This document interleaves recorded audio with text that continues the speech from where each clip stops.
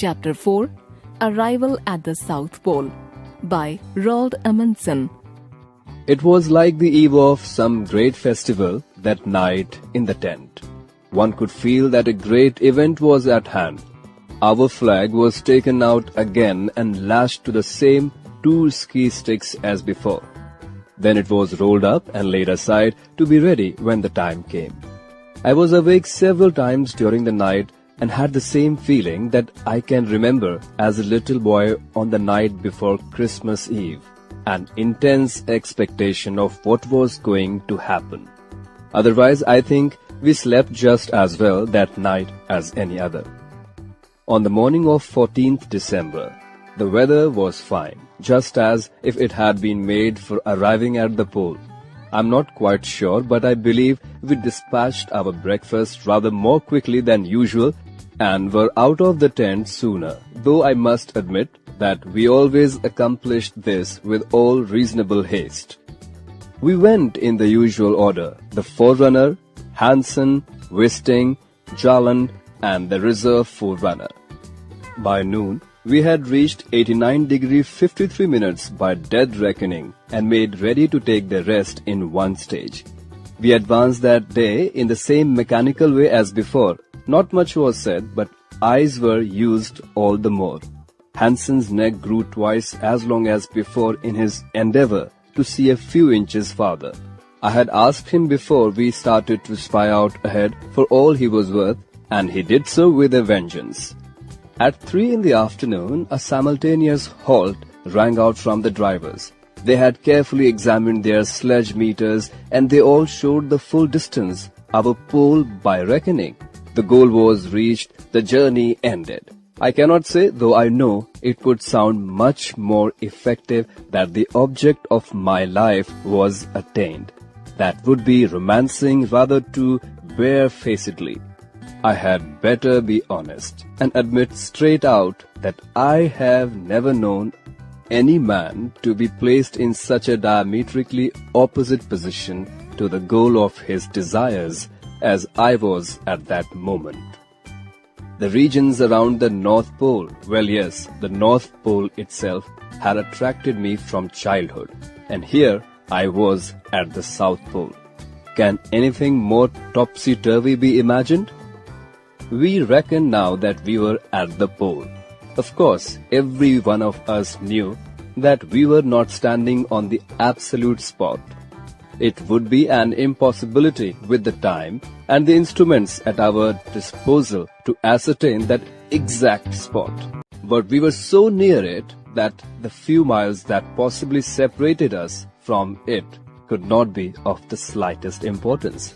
It was our intention to make a circle round this camp with a radius of 12.5 miles and to be satisfied with that.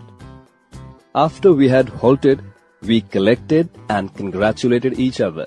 We had found grounds for mutual respect in what had been achieved, and I think that was just the feeling that was expressed in the firm and powerful grasps of the fist that were exchanged. After this, we proceeded to the greatest and most solemn act of the whole journey, the planting of our flag as it unfurled itself with a sharp crack and waved over the pole. I had determined that the act of planting it, the historic event, should be equally divided among us all. It was not for one man to do this. It was for all who had staked their lives in the struggle and held together through thick and thin. This was the only way in which I could show my gratitude to my comrades in this desolate spot. I could see that they understood and accepted it in the spirit in which it was offered. 5 weather-beaten, frost-bitten fists they were that grasped the pole, raised the waving flag in the air, and planted it as the first at the geographical South Pole. Thus we plant the beloved flag at the South Pole and give to the plain on which it lies the name of King Haakon VII's plateau. That moment will certainly be remembered by all of us who stood there. One gets out of the way of protracted ceremonies in those regions. The shorter they are, the better. everyday life began again at once. When we had got the tent up, Hansen set about slaying Helge, and it was hard for him to have to part from his best friend. Helge had been an uncommonly useful and good-natured dog. Without making any fuss, he had pulled from morning to night and had been a shining example to the team. But during the last week, he had quite fallen away, and on our arrival at the pool, there was only a shadow of the old Helge left. He had become a drag on the others. Major, one of Wisting's fine dogs, left us in 88°25' south and never returned.